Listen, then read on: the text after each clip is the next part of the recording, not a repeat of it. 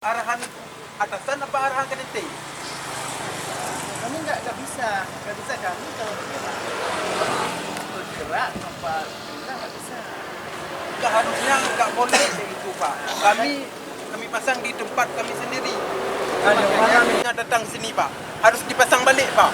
Biar Bapak nanti baca apa isi spanduknya. Bapak kan wakil rakyat, wakil kami.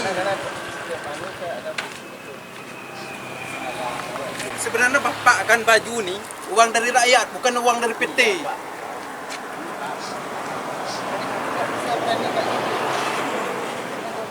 Harusnya Bapak kan ikut apa yang dibilang sama rakyat, sama wakil rakyat, bukan sama atasan atau sama PT Pak. Gaji dong saya kata dari mana gaji dron? Ini kemun dron tabe dan dron du nole. Lagi nyanyi. Tiba ibu betul kan?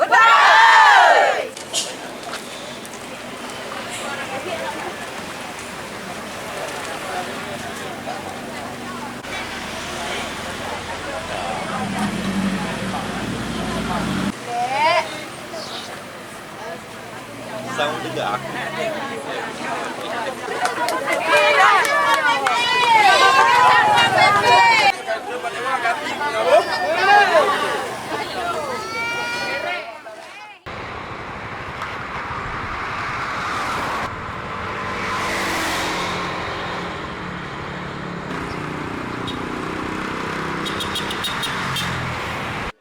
Respon kami kan marah karena kami yang diletakkan itu spanduk kan di lokasi kami, bukan di lokasi jalan nasional dan bukan di PT.